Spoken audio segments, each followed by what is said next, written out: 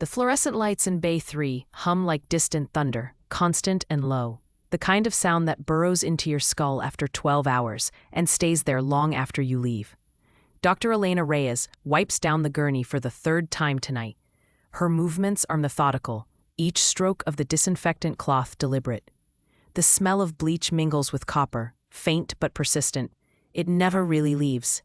Not from the bay, not from under her nails. A night shift at St. Michael's Trauma Center crawls toward 2 in the morning, the dead zone, they call it, when the drunks are already processed and the morning chaos hasn't begun. The calm that isn't really calm, just the space between emergencies. She's 52, gray threads through black hair pulled tight into a bun, no makeup, surgical scrubs faded from 1,000 washes. Her hands move without hesitation, without thought, steady, always steady. Voices drift from the nurse's station, young, confident, the kind of confidence that comes from never having seen anything truly break. A resident walks past, doesn't look at her. Dr. Marcus Webb, Chief of Emergency Medicine, 38, Stanford educated, tailored scrubs that somehow look pressed even at this hour. He's on his tablet, scrolling through patient charts. Elena, we need another set of hands in radiology. Chen's behind. She doesn't look up from the gurney. On it. He's already moving past her, his attention somewhere else. Hasn't made eye contact. Doesn't usually. She finishes wiping down the rails, strips off her gloves, drops them in the bin. The motion is automatic. She's done it 10,000 times. In the hallway, 2 residents huddle near the vending machines. Voices low, but not low enough. I heard Webb's pushing her out. Performance review cited outdated protocols. She's been here, 6 years? Still doing scut work, restocking, running samples. My attending said she never speaks up in rounds, just sits there. Probably checked out, waiting for retirement. Elena walks past them. They don't see her. Or they do, and don't care. She's wallpaper, part of the architecture. She turns the corner into the break room, pours black coffee into a chipped ceramic mug. The logo is faded, almost gone. An eagle, globe, and anchor, barely visible beneath years of use. She's carried this cup through 3 hospitals. 2 states, 1 lifetime. The coffee burns her tongue. She doesn't flinch. Behind her, the residents enter, still talking. I mean, she's nice enough, just invisible, you know? Elena takes another sip. Doesn't turn around. The room is small, beige walls, a couch with a spring poking through the middle cushion. A flickering television, no one watches. She sits in the corner chair, the one no one else uses because the armrest is cracked. She stares at the coffee, at the faded emblem. Her thumb traces the outline of the eagle. A memory flickers, desert sun, dust in her teeth. The sound of rotors overhead. She blinks it away, drinks. Rinks. At 2:47, the ambulance bay doors burst open. A stretcher rockets through, paramedics shouting vitals. A motorcyclist, leg partially severed below the knee, blood pooling on the gurney, dripping onto the floor in faint red drops. The attending, Dr. Patel, moves forward, young, capable on paper. His hands hover over the leg, then pull back.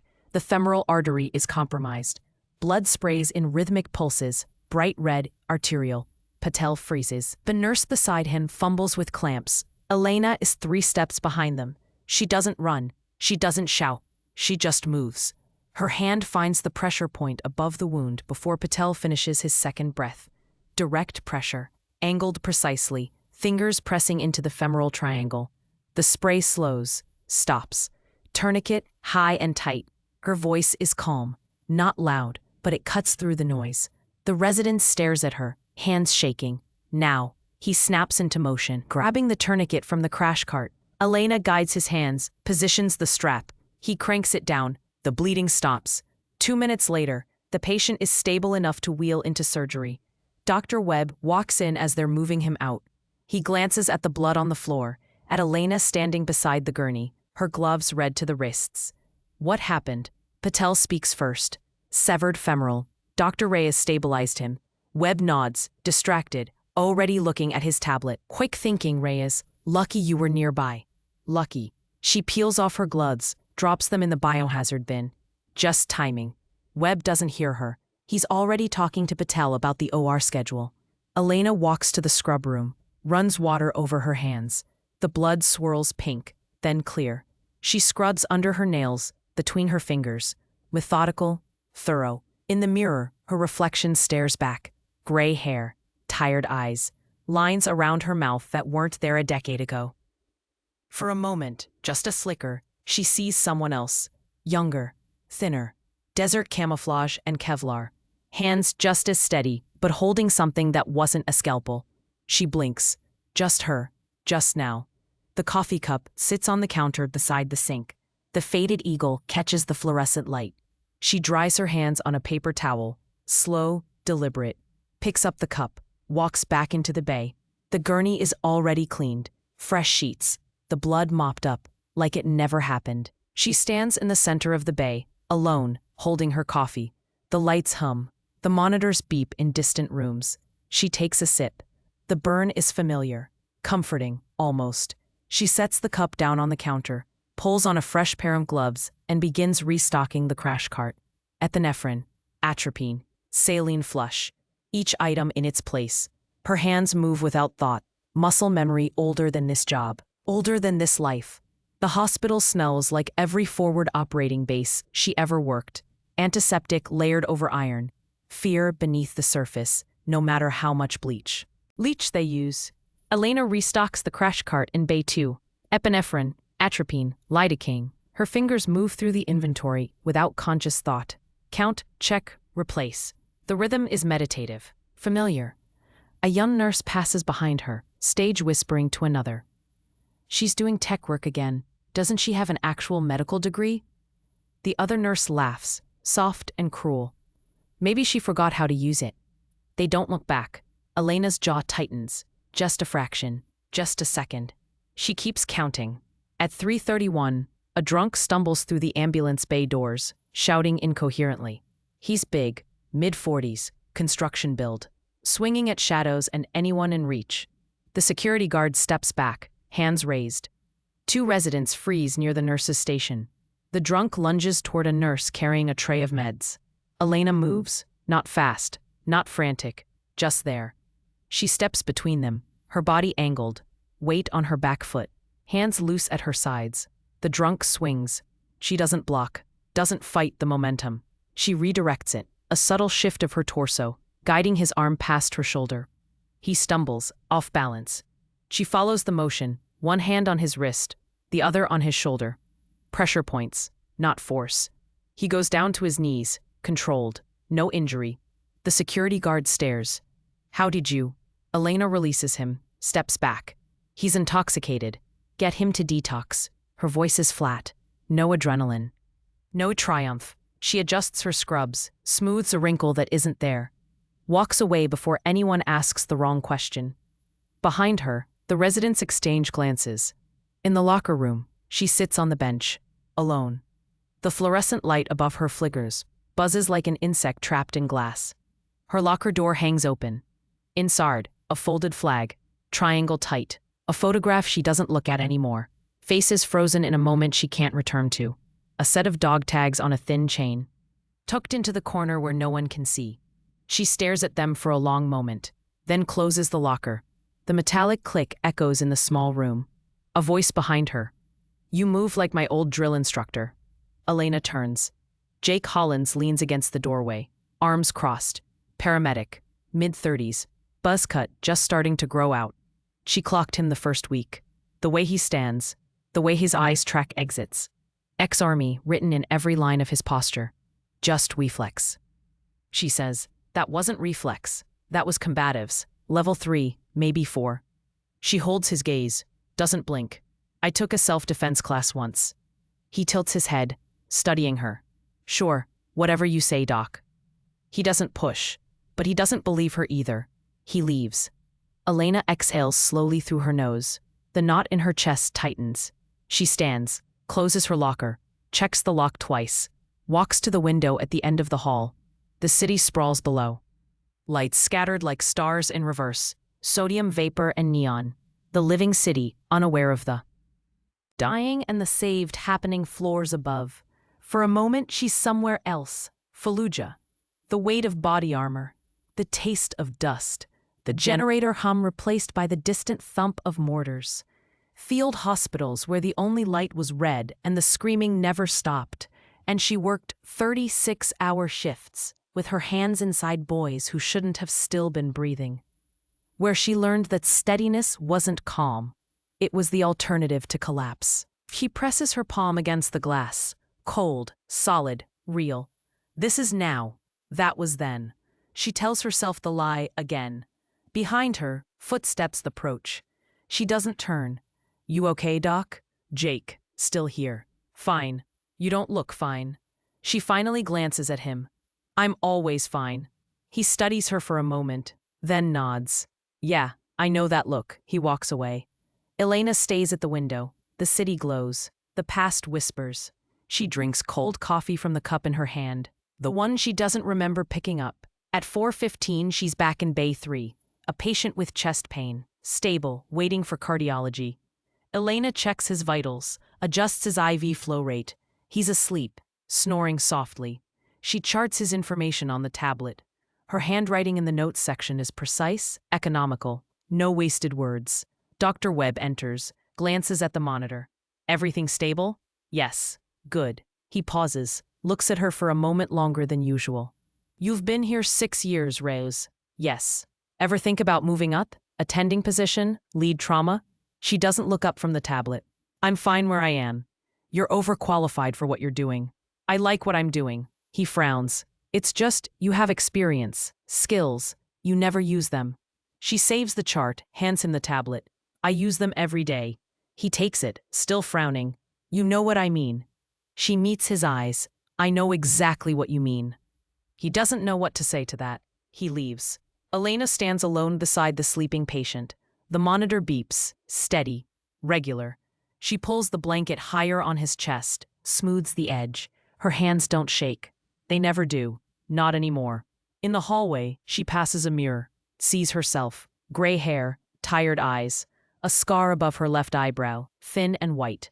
Barely visible unless you know it's there. She touches it, just for a second, then drops her hand. Keeps walking. The night crawls forward, silent, waiting. At 4:02, the ambulance bay doors explode open. Multi-vehicle MVA, 8 incoming, ETA 2 minutes.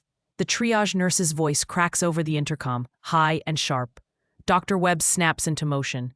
Clear bays 1 through 4. I need every available hand, now. The trauma bay erupts. Residents scramble. Nurses pull crash carts.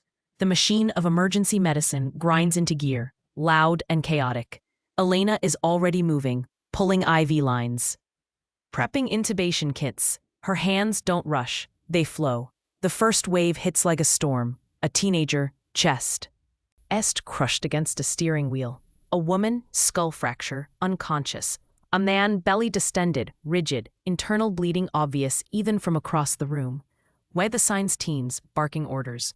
Patel, take Bay 1. Morrison, Bay 2. Reyes, you've got Bay 4. Bay 4, lacerations and fractures. Minor, they said. She doesn't argue, just moves. Her patient is a middle-aged man, conscious, holding his arm at an odd angle. Fractured radius, maybe ulna. Lacerations across his forehead. Shallow but bleeding.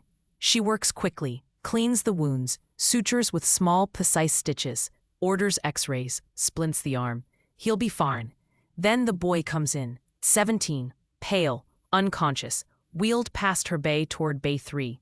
The paramedic rattles off vitals to Dr. Patel. BP dropping, 80/50, pulse thready at 130. GCS of 6, possible internal bleed. Restrained driver, T-boned passenger side. Elena glances over. Patel moves to assess, palpates the abdomen. Presses too hard, too uncertain. Orders an ultrasound. The boy's breathing changes, shallow, rapid, the kind of respiration that precedes collapse. Elena finishes her suture, ties it off, cuts the thread. She steps closer to Bay 3, watches. The monitor beeps. Blood pressure dropping, 70/40 now. Patel fumbles with the ultrasound machine. Get me a fluid bolus. 2 liters wide open, and call surgery. The boy's lips are blue. Elena moves to his side. Stands across from Patel. Doctor, may I? He glances up, distracted. What? She doesn't wait for permission. Palpates the boy's abdomen herself. Left upper quadrant. Rigid. distended, the kind of swelling that speaks one word: bleeding. He's hemorrhaging into his spleen. Patel looks up, defensive. We don't have imaging yet. There's no time. He needs an X-lap now or he's gone in 5 minutes. Dr. Reyes, I'm the attending on this case. Elena doesn't argue. She grabs the ultrasound probe from his hands, runs it over the boy's left upper quadrant. The screen flickers. Free fluid. Dark. Pooling in Morrison's pouch. Splenic rupture. He's actively exsanguinating. We need to move. Patel hesitates, his face pale. I need to confirm. The monitor screams. Blood pressure 60/35. Elena's voice cuts through the chaos. Get Dr. Webb, now. A nurse sprints. Elena preps the boy for transport, starts another IV line, pushes fluids. Her hands move without hesitation, each motion precise. Webb arrives, moving fast. Situation? Ruptured spleen. He's bleeding out. Needs surgery in the next 3 minutes or we lose him. Webb looks at Patel. You confirm this? Patel stammers. I was waiting for imaging. Webb looks at the monitor. Pressure 50/30. He makes the call. Get him to OR2. Mobilize trauma surgery. Go. They move. The gurney wheels screech against linoleum. Elena's hands stay on the boy's abdomen, maintaining pressure through the sheet, controlling what she can. They rush him. Through double doors. Gone.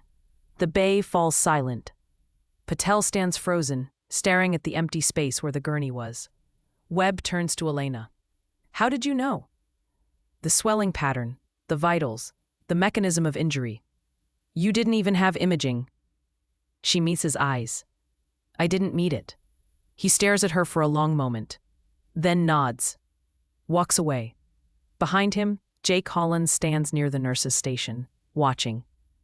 Always watching. He's seen that look before. The kind of certainty that doesn't come from textbooks. It comes from repetition, from doing it 100 times in worse conditions. 10 minutes later, word comes back from the OR. The boy is in surgery, stable. The surgeon confirms massive splenic rupture with active hemorrhage. Another 5 minutes, and he would have bled out on the table. Elena is back in Bay 4, cleaning up, disposing of bloodied gauze, restocking supplies. Webb finds her there. Reyes. She doesn't look up. Yes? You saved that kid's life. She strips off her gloves. I did my job. That wasn't just doing your job. That was field assessment under pressure. That was instinct.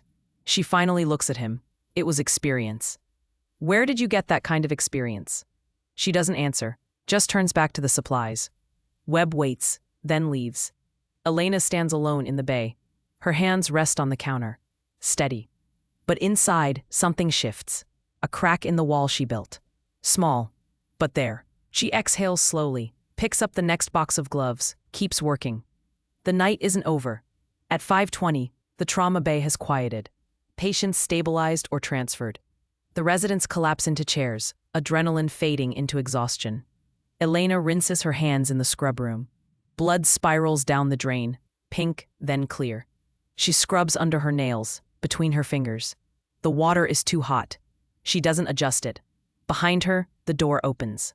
A man steps in, 45, maybe older, buzz cut going gray at the temples, tactical pants, black jacket, boots that have seen real use. Contractor written in every line of him. He stops when he sees her, stares. Doc? Elena doesn't turn, keeps scrubbing. You've got the wrong person. No, I don't. His voice is certain, steady. Lieutenant Reyes, 2nd Med Battalion, 1st Marine Division. Her hands stop moving. The water runs. She doesn't breathe. I was there. Fallujah, November 2004. You put me back together after an IED took half my squad. He steps closer, his boots echoing on tile. You worked on me for 2 hours in a tent with no power, holding a flashlight in your teeth. I shouldn't have lived. Elena turns off the water. Slowly, she faces him. You're mistaken. No, ma'am, I'm not. He points at her face. You had a scar, right there, above your left eyebrow. Shrapnel, you said, Mosul, before my time. Her hand moves instinctively. Touches the thin white line beneath her brow. His eyes widen. It is you. Silence. Elena's jaw tightens. It was a long time ago. Not long enough to forget. His voice cracks, just slightly. You saved 18 Marines that night. 18. When the generators failed and the lights went out, you worked by headlamp and chemical sticks. You told me, he stops, breathes. You told me I'd see my daughter again, and I did. Elena stares at him. Her face is stone. You have me confused with someone else. No, I don't. The door swings open. Jake Hollins enters, followed by 2 nurses, laughing about something. They stop. Feel the weight in the room. The contractor doesn't break eye contact. You told me your hands didn't shake because you didn't let them. That steadiness was a choice. His voice drops. I've thought about that every day since. Jake's face shifts. Recognition forming. Pieces falling into place. Wait. He looks at Elena. Lieutenant Reyes? The contractor nods. Navy Cross recipient. One of the best combat trauma surgeons in OEF. Disappeared after her 3rd tour. The words hang in the air, heavy, undeniable. Everyone is staring now. Elena's hands curl into fists at her sides. That was a long time ago. Not long enough to forget what you did. The contractor extends his hand. I never got to say thank you, so I'm saying it now. She doesn't take his hand. I'm not that person anymore. You saved my life, ma'am. You'll always be that person. Elena steps past him, moving toward the door. He doesn't stop her, just watches her go. She walks into the hallway. The lights are too bright, the walls too close. Behind her, whispers start, low and spreading. Jake follows her out. Doc, wait. She keeps walking. Elena, she stops, doesn't turn. Is it true? Her shoulders are tight, rigid. It doesn't matter. The hell it doesn't. He moves in front of her, blocking her path. You're a decorated combat surgeon, and you've been restocking supplies for 6 years? I wanted to disappear. Why? She finally looks at him. Her eyes are hard, distant. Because I was tired of being someone. He stares at her. Doesn't understand. Can't understand. She steps around him, walks away. In the break room, she sits in the corner chair, the one with the cracked armrest. Her coffee cup sits on the table, cold now. She picks it up anyway, drinks. The door opens. Dr. Wedd enters. He's holding his tablet, but he's not looking at it. Reyes. She doesn't respond. He sits across from her. I just spoke to the contractor. He told me who you are. Silence. Why didn't you tell me? Because it didn't matter. You have a Navy Cross. Had. Her voice is flat. Past tense. Webb leans forward. You've been working here for 6 years, doing grunt work, taking orders from residents half your age. Why? She stares at the coffee cup, at the faded emblem. Because I didn't want to be Lieutenant Reyes anymore. I wanted to be nobody.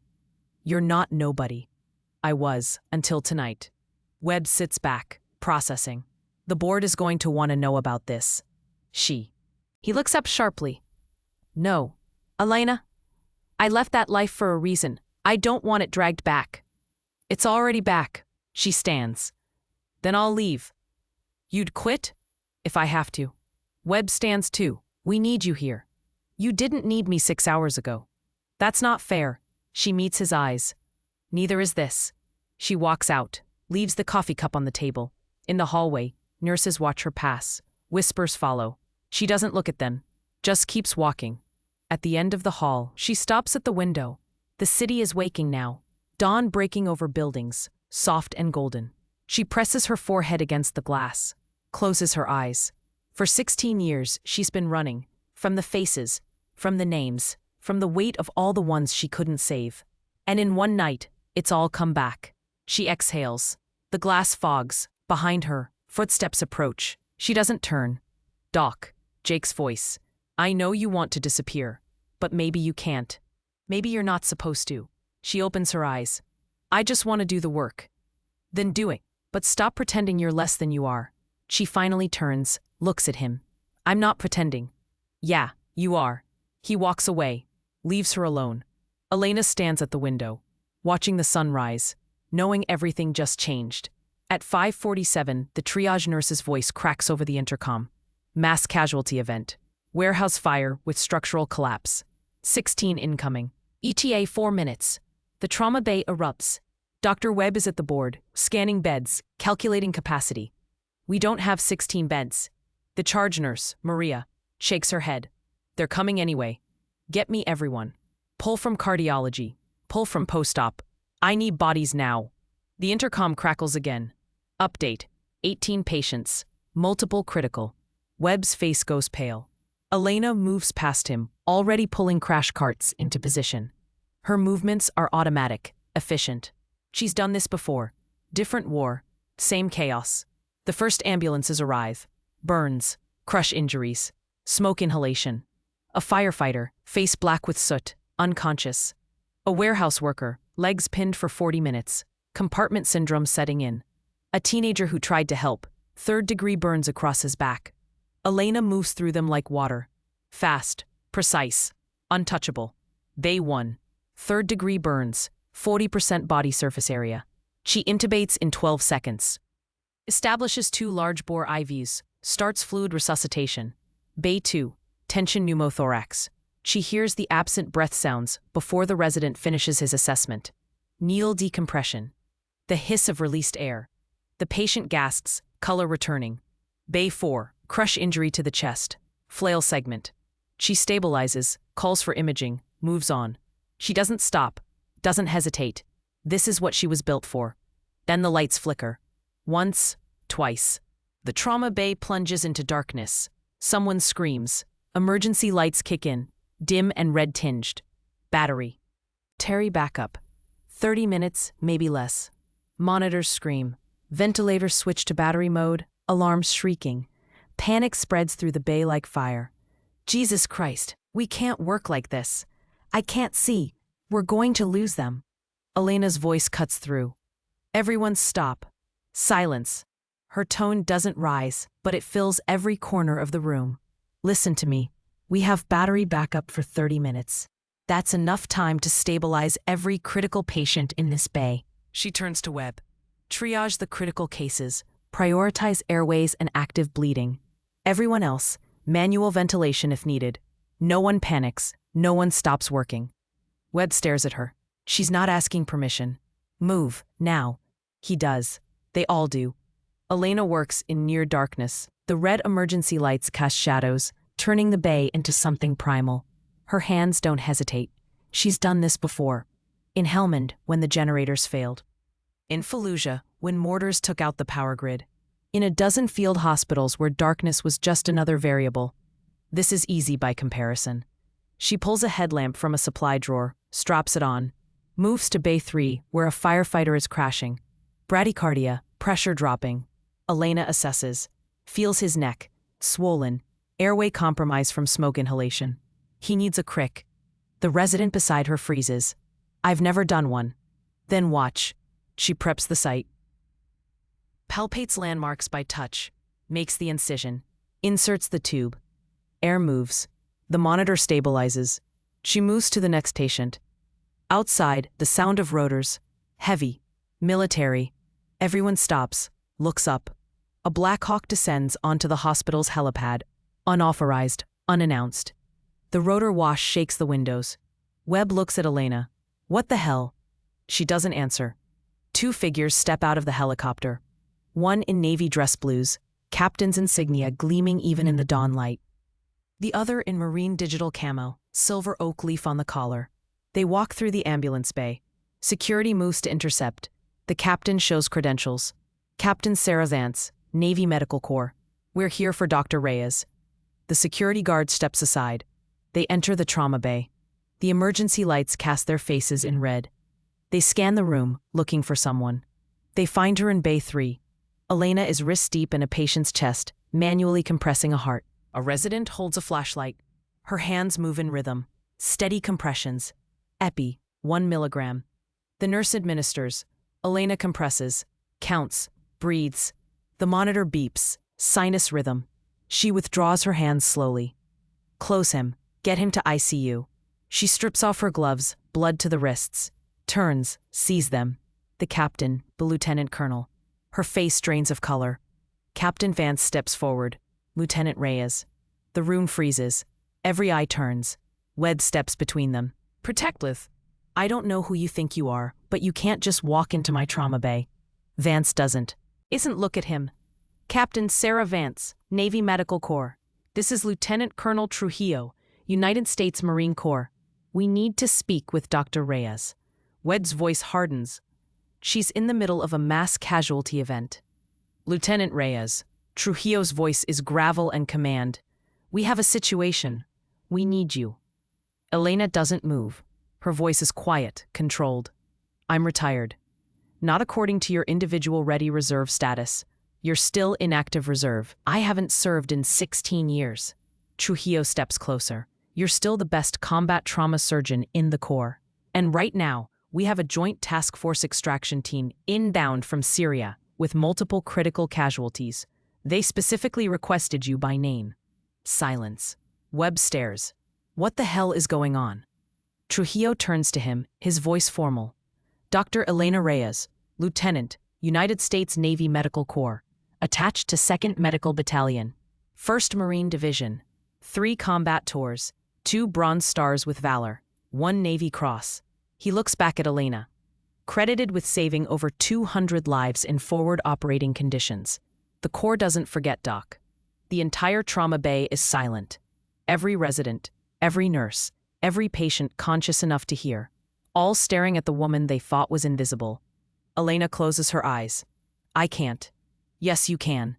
I'm not that person anymore. Captain Vance's voice softens. You never stopped being her. You just pretended. The lights come back on. Full power floods the bay, harsh and bright after the darkness. Elena stands in the center, surrounded by faces she's worked beside for 6 years. Faces that never really saw her until this moment. Lieutenant Colonel Trujillo extends his hand.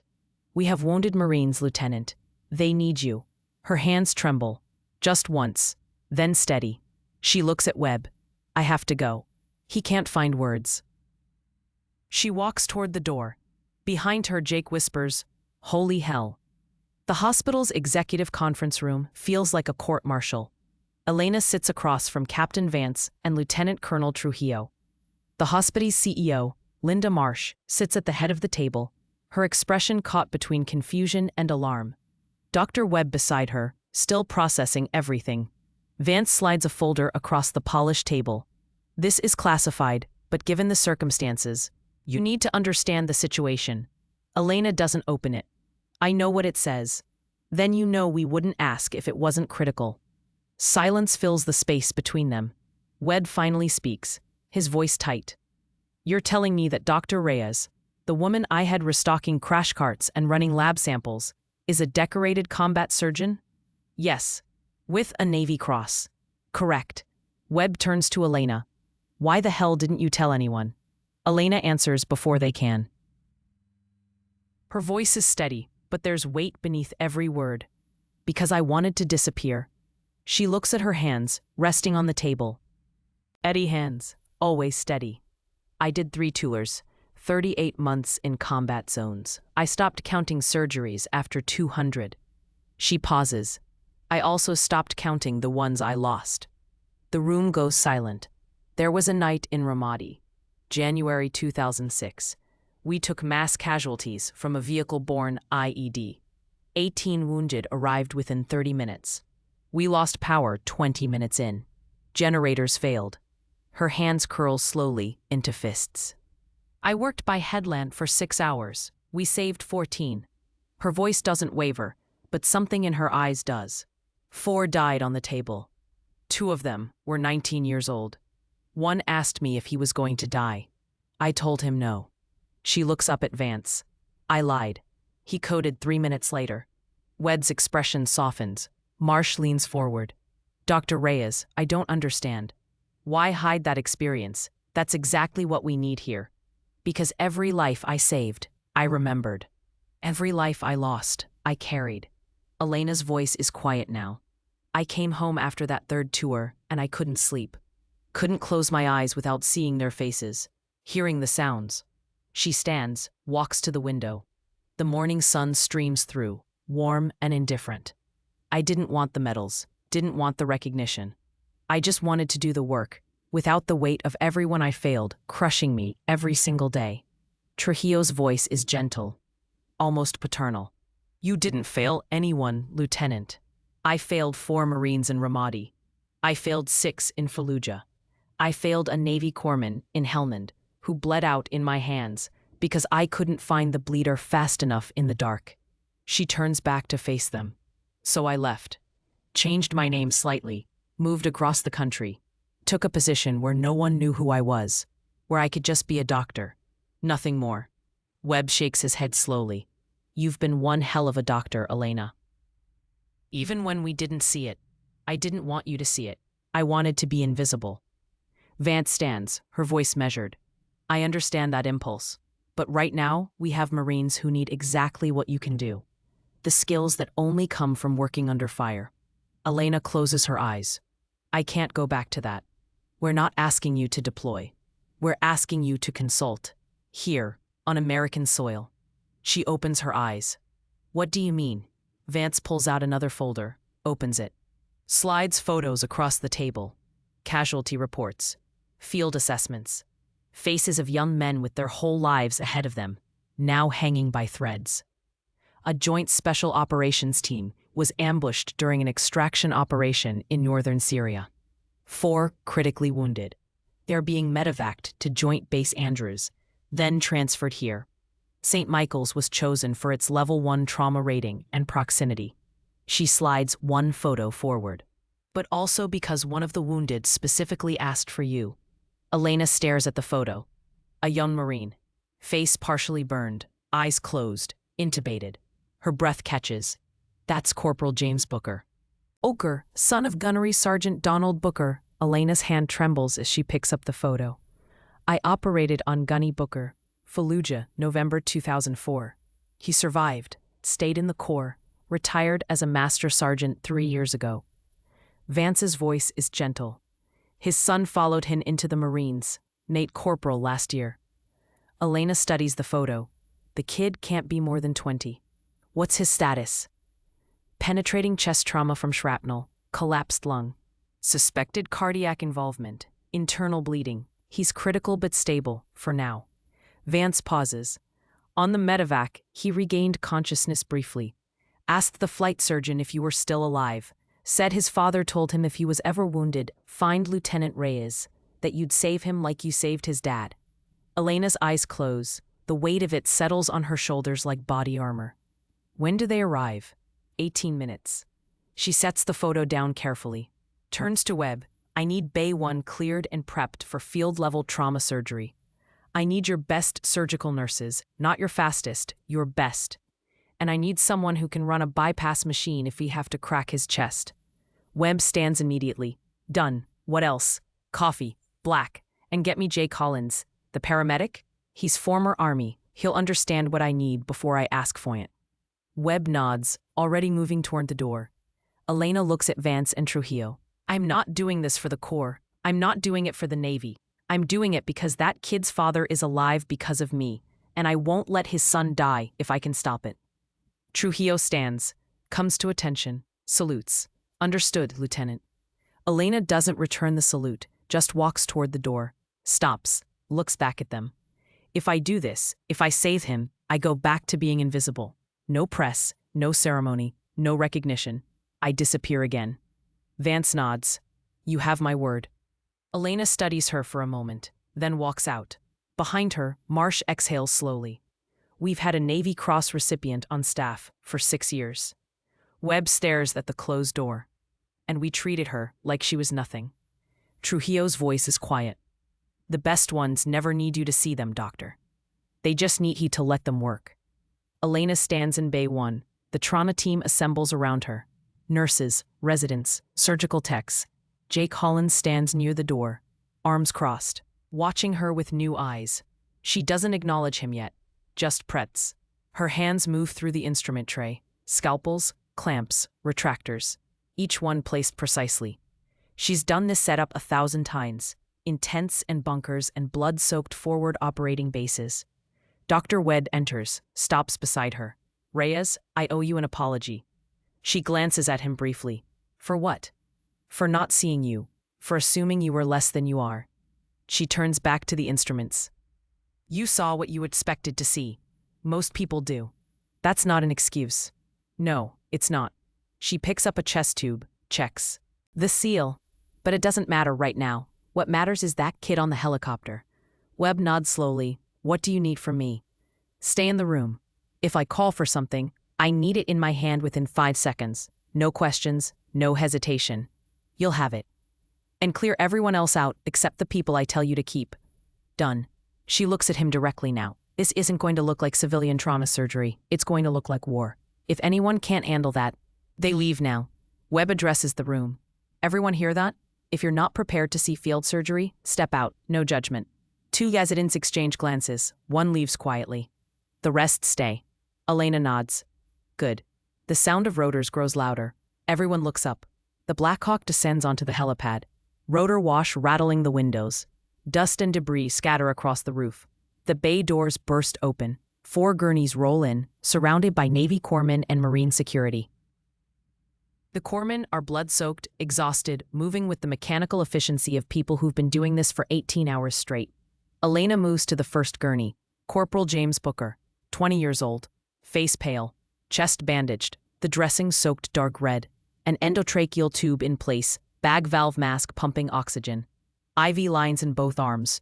She touches his wrist, feels his pulse, thready, fast, weak. Get him on the table, now. They transfer him. Elena is already moving, hands scrubbed, gloves snapping on, eyes scanning the monitors. Talk to me. The lead corpsman rattles off vitals. BP 70/40, heart rate 150, oxygen sat 88%, tension pneumothorax decompressed in the field, but he's got a probable hemothorax. Took shrapnel to the left chest. We've been bagging him for 3 hours. Elena palpates his chest, feels the crepitus of broken ribs, hears the absent breath sounds on the left. He's bleeding into his chest cavity. She doesn't wait for imaging. Grabs a 14-gauge needle, finds the second intercostal space, inserts it. A rush of air, then blood. His oxygen sat climbs. 90, 92. Chest tube, large bore. A nurse hands it to her. Elena makes the incision. Blunt dissection through muscle, finds the intercostal space, inserts the tube. Dark blood pours into the collection chamber. 600 milliliters. 800. It doesn't stop. He's actively hemorrhaging. We need to open him. Webb's eyes widen. Here? We can transport him to OR. He won't survive transport. We do it here. She looks at the team. Thoracotomy tray, rib spreaders, vascular clamps, and get me 4 units of O negative on standby. The room mobilizes. This is field surgery, war medicine. Jake steps forward. Doc, what do you need from me? Stand across from me. Hold retraction when I tell you. Don't talk unless I ask a question. Got it. Elena picks up the scalpel, looks at the kid's face one more time, sees his father, sees all the others. All the ones she saved, all the ones she lost. Then she cuts. The incision is fast, clean, through skin, through muscle. She doesn't hesitate. Rib spreaders go in. She cranks them open. The chest cavity is full of blood. She suctions, finds the source, intercostal artery, shredded by shrapnel, and beneath it, a laceration on the lung itself. Vascular clamp. Webb hands it to her. She clamps the artery. The bleeding slows. Suture, 4-O-proline. She works fast. Ties off the vessel. Moves to the lung. The laceration is deep, but repairable. She sutures it closed, each stitch precise. The room is silent except for the monitor beeping and her calm instructions. Irrigation. A nurse flushes the cavity with saline. Elena inspects her work. No active bleeding. Reinflate the lung manually. The anesthesiologist bags him. The lung expands, pink and healthy. The monitor beeps. His blood pressure climbs. 90/50, 100/60. His oxygen sat hits 95. Elena steps back, strips off her gloves. Close him. 2 chest tubes. Get him to ICU. The team moves. Elena walks to the scrub sink. Her hands shake. Just for a moment. Then steady. She washes the blood away, watching it spiral down the drain. Behind her, the room is silent. Then someone starts clapping. Webb. Slowly, the others join. Elena doesn't turn around. Just dries her hands. Walks back into the bay. Captain Vance is there, standing near the door. Lieutenant. Elena stops. He's going to make it, because of you. Elena nods once. That's all I wanted. Vance extends her hand. Semper Fidelis, Doc. Elena hesitates, then takes it. Semper Fi. Vance and Trujillo leave, their boots echoing down the hallway. The bay slowly empties. Elena stands alone beside the now clean table. Jake approaches quietly. That was the most incredible thing I've ever seen. She doesn't look at him. It was just surgery. That wasn't just surgery. That was you. She finally meets his eyes. I'm not a hero, Jake. Maybe not, but you're a Marine. She doesn't respond, just walks to the window. Outside, the Black Hawk lifts off, rotors thumping, disappearing into the morning sky. The sun is fully up now, the city awake. She stands in the light, silent and still. For the first time in 16 years, the weight feels different. Not gone, but bearable. She exhales slowly, turns back to the bay. There's work to do. There's always work to do. And maybe that's enough. 3 weeks later, Elena stands in the hospital's main conference room. The board of directors sits along one side of the long table. Linda Marsh at the head, Dr. Webb beside her. 30 staff members fill the chairs behind them. Residents, nurses, techs, people who requested to be here. Elena sits in the back row, arms crossed, expression neutral. Marsh stands at the podium. 3 weeks ago, this hospital had the privilege of hosting a joint military medical operation. 4 critically wounded. D service members were brought to our trauma bay. All 4 survived. She pauses, looks directly at Elena. Due in large part to the extraordinary skill of Dr. Elena Reyes. Polite applause ripples through the room. Elena doesn't react, doesn't move. Marsh continues. Since then, we've learned a great deal about Dr. Reyes, her background, her service, her decorations. She pauses, her voice softening. We've also learned that we failed her. We underestimated her, underutilized her, and in some cases, disrespected her. Webb shits in his seat. Several residents stare at their hands. Effective immediately, Dr. Elena Reyes is being promoted to Senior Attending Trauma Surgeon and Director of Emergency Medical Training. She will oversee all trauma protocols and lead the development of our new crisis response program. Elena's head snaps up. What? Marsh smiles slightly. You're the most qualified person we have, Dr. Reyes, and this is long overdue. The room erupts in applause. Genuine this time, loud. Elena sits frozen. She didn't ask for this, didn't want this. But as she looks around the room at the faces now watching her with respect instead of indifference, something shifts. Maybe this is where she's supposed to be. Later, in the trauma bay, Jake finds her restocking a crash cart, old habits. Congratulations, Director. She gives him a look. Don't start. He grins. Too late. Everyone's talking about you. A Navy cross surgeon who saved a Marine's life with a field thoracotomy in a civilian ER. She shakes her head. I just did my job. You did it better than anyone else could have. A young resident approaches, hesitant, the same one who whispered about her weeks ago. Dr. Reyes? Elena turns. I just wanted to say thank you for what you did and for showing us what real medicine looks like under pressure. She pauses. I'm sorry I didn't see it before. Elena's expression softens just slightly. Just take care of your patients. That's all that matters. The resident nods, walks away with something like purpose in her step. Elena returns to the cart. Jake watches her. You're going to stay, aren't you? She doesn't look up. I don't know yet. Yeah, you do. She stops, looks at him. Why do you say that? Because you're not running anymore. She holds his gaze for a moment, then goes back to restocking. Maybe he's right. That evening, Elena sits alone in the break room. The same cracked chair, the same flickering light. Her phone buzzes, a message from an unknown number. She opens it. A photo. Corporal James Booker, awake, sitting up in a hospital bed. Thin but alive, smiling weakly at the camera.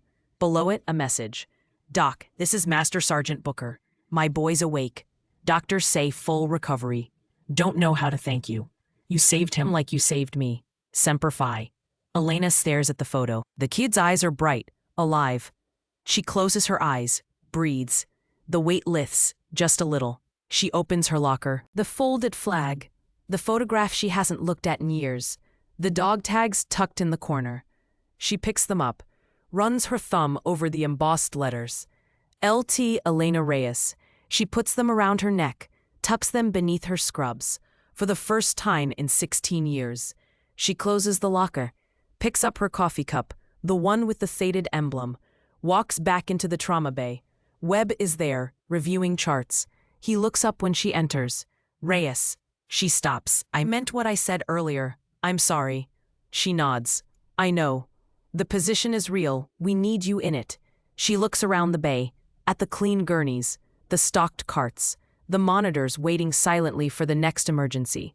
I'll think about it. Take your time. He walks away.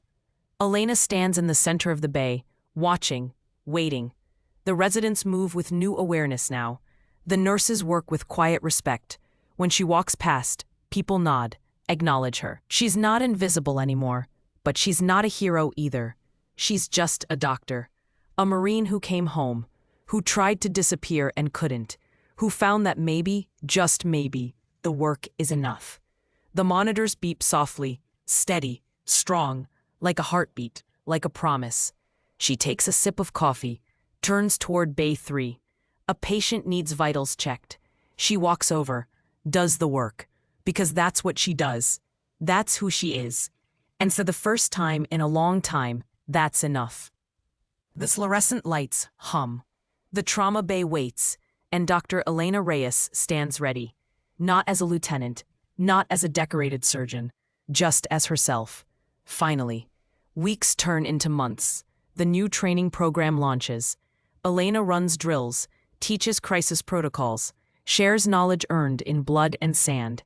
The residents watch her now with something close to awe. But she doesn't encourage it, just teaches them to keep their hands steady, to make the choice every day, to not let the weight crush them. One evening, she finds a note taped to her locker. Simple, handwritten. Thank you for showing us what it means to serve without needing to be seen. No signature. She folds it carefully, puts it in her locker beside the flag, goes back to work. Because there's always work, always someone who needs saving. And now, finally, she stopped running from that truth. She stopped running from herself. The bay doors open. An ambulance arrives. Elena moves forward. Steady hands, steady heart, ready, always ready. The lights hum. The work continues. And somewhere, in a hospital room across the country, a young Marine takes his first steps. Alive because someone refused to let him die. Someone who never wanted recognition, just wanted to do the work. And did it better than anyone else could. The monitor beeps, steady, strong, semper fidelis, always faithful, to the work, to the calling, to the ones who need her most. Elena Reyes walks back into the trauma bay. The doors close behind her, and the work goes on.